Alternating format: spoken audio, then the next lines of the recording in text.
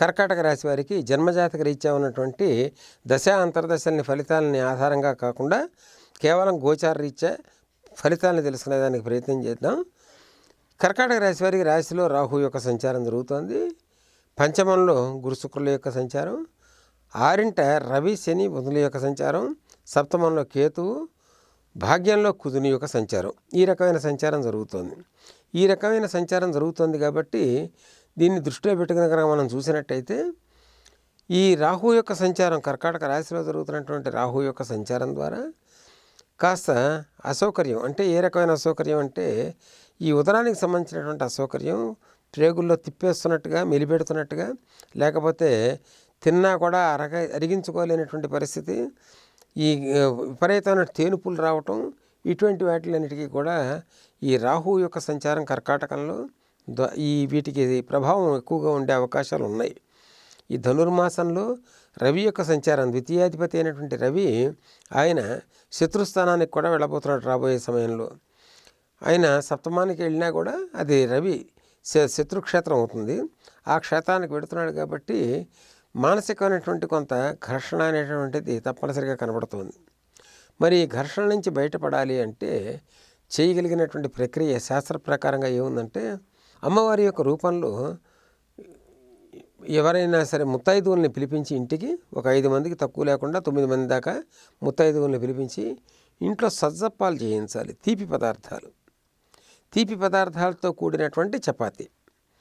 ఇటువంటి తీపి పదార్థాలతో కూడినటువంటి చపాతీని, అంటే సజ్జప్పాలు అంటూ ఉంటాం మన ప్రాంతంలో, ఈ సజ్జప్పాలతో తయారు చేసినటువంటి వంటకాలని ఆ ముత్తైదువులకి భోజనంలో వాళ్ళకి తీపి పదార్థాలు వడ్డించి వాళ్ళని గనక తృప్తిపరిచి వాళ్ళకి తగినటువంటి తాంబూల దక్షిణలు ఇచ్చి మినపగారెలు తప్పనిసరిగా వెయ్యాలి. మినపగారెలు తీపి పదార్థంతో కూడినటువంటి సజ్జప్పాలు లాంటివి ఇవి తప్పనిసరిగా వేసినట్టయితే ఈ కర్కాటక రాశి వారికి రాహువు సంబంధించినటువంటి అనేక రకాలైనటువంటి దోషాల నుంచి బయటపడిపోయే అవకాశం ఉంది. తద్వారా సుఖకరమైనటువంటి జీవితాన్ని ఈ వారమే కాకుండా రాబోయే వారంలో రవి యొక్క సంచారం మకరంలో, మకర సంక్రమణ మొదలెట్టి రవి యొక్క సంచారం జరుగుతూ ఉంటుంది కాబట్టి సప్తమంలో జరిగే రవి యొక్క సంచారం దోషాల నుంచి కూడా బయటపడే అవకాశం ఉంటుంది. కాబట్టి కర్కాటక రాశి వారు కాస్త జాగ్రత్త వహించి చిన్న చిన్న ప్రక్రియల ద్వారా సుఖకరమైనటువంటి జీవితాన్ని పొందే భాగ్యాన్ని ఈ ధనుర్మాస చివరి వారంలో భగవంతుడు వీళ్ళకి వరంగా ప్రసాదించినటువంటి స్థితి. సింహరాశి వారికి వారఫలాలు ఈ రకంగా ఉన్నాయి. వ్యయంలో రాహు యొక్క సంచారం, చతుర్థంలో గురు శుక్రులు, పంచమంలో రవి శని బుధుల యొక్క సంచారం, ఆరింట కేతు యొక్క సంచారం, అష్టమంలో కుజుని యొక్క సంచారం. ఈ సంచారాన్ని దృష్టిలో పెట్టుకుని కొన్ని శాంతి ప్రక్రియల ద్వారా, అంటే దీంట్లో ఉన్న దోషం ఏంటంటే అష్టమంలో ఉన్నటువంటి కుజుని యొక్క ఈ సంచారం, వ్యయంలో ఉన్నటువంటి రాహు యొక్క సంచారం అంత ఉపయోగకరమైనటువంటివి కాదు. ఆ కారణం చేత దీన్ని దృష్టిలో పెట్టుకుని కనుక మనం ఒకవేళ శాంతి ప్రక్రియ తెలుసుకోవాలని కనుక ప్రయత్నం చేసినట్టయితే ఆరింట కేతు యొక్క సంచారం జరుగుతుంది కాబట్టి ఈ కేతు యొక్క సంచారం ద్వారా కొన్ని లాభాలు పొందగలిగే అవకాశం ఉంది. అదేమిటంటే వెండితో తయారు చేసినటువంటి వినాయకుని అర్చన చేయటం. వెండి ప్రతిమతో తయారు చేసినటువంటి వెండి ప్రతిమ, వినాయక ప్రతిమని ప్రతినిత్యం కనుక నీటితో అభిషేకించి అర్చన కనుక చేయగలిగితే, అభిషేకించిన తర్వాత వినాయకుడికి పూర్తిగా చందనం అద్ది ఆ అద్దినటువంటి ఆ చందనాన్ని కొంత స్వీకరించి నూతన తిలకంగా కనుక ధరించగలిగితే కొంతవరకు ఉపశాంతి కలుగుతుంది. అష్టమంలో కుజుడి యొక్క సంచారం జరుగుతుంది కాబట్టి వాహనం చాలా జాగ్రత్తగా నడపాల్సినటువంటి పరిస్థితి.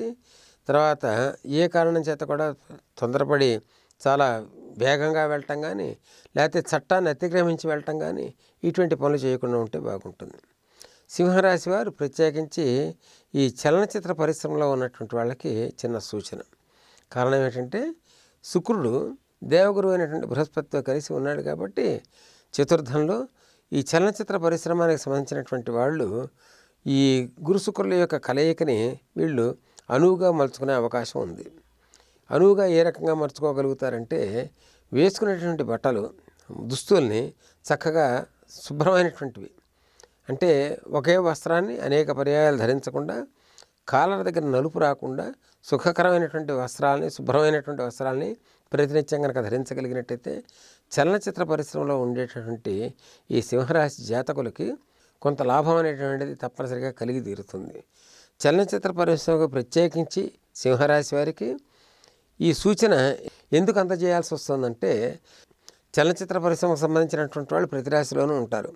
కానీ సింహరాశి వారికి చతుర్థంలో గురు శుక్రుల యొక్క కలయిక జరిగింది. ధనాధిపతి, ధనకారకుడు అయినటువంటి ఈ చలనచిత్ర పరిశ్రమకు సంబంధించినటువంటి శుక్రుడితో కలిసి ఉన్నాడు కాబట్టి ఈ చతుర్థంలో ఉన్నటువంటి గురు శుక్రుల యొక్క కలయిక ఒక అమృతతుల్యంగా మనం గనక తీసుకోగలిగినట్టయితే ఈ పరిశ్రమలో ఉన్నటువంటి వాళ్ళకి మహత్తరమైనటువంటి ధన ప్రాప్తికి సంబంధించినటువంటి రోజులు ఉన్నాయని చెప్పి మనం గమనించాలి.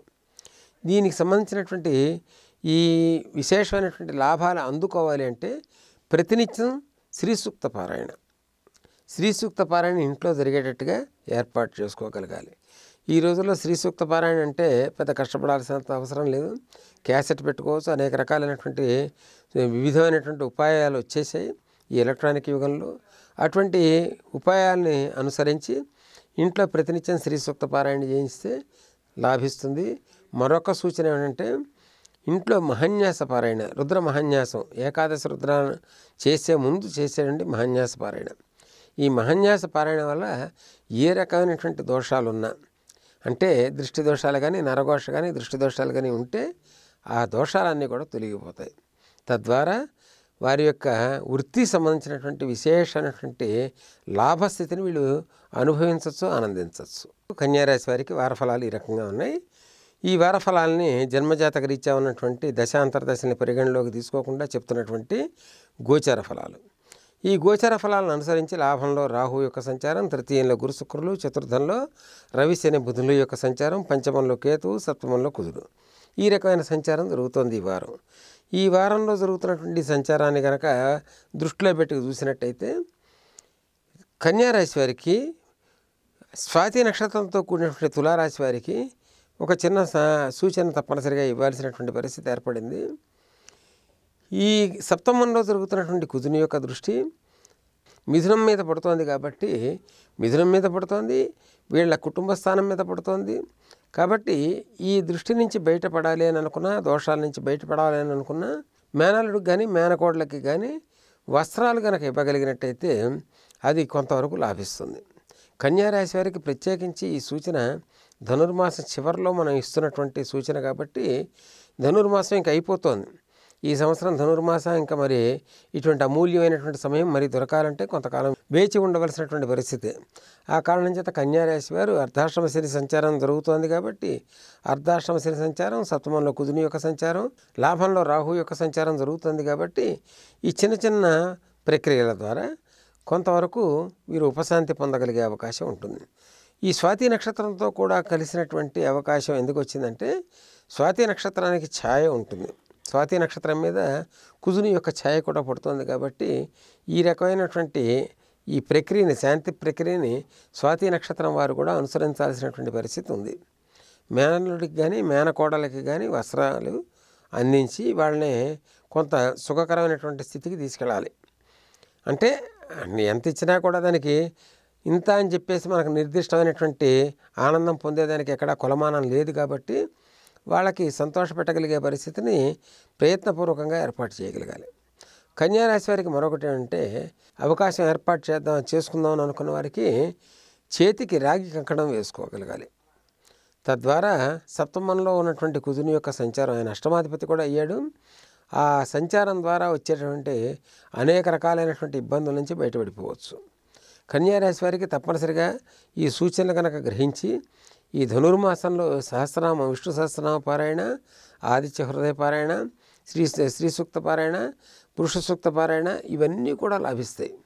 ఈ లాభించేటటువంటి దాన్ని ఉపయోగించి ఏ చిన్న ప్రక్రియని కనుక అవలంబించినా కూడా వీళ్ళకి అర్ధాష్టమ శని సంచారం దోషం ఉంది కాబట్టి ఆ దోషం నుంచి వీళ్ళు బయటపడిపోయే అవకాశం ఉందని చెప్పి శాస్త్ర సమ్మతమైన విషయంగా మనం గుర్తించాలి. ఈ వీడియో గనుక మీకు నచ్చినట్లయితే లైక్ చేయండి, షేర్ చేయండి. మరిన్ని వీడియోస్ కోసం మా ఛానల్ను సబ్స్క్రైబ్ చేయండి.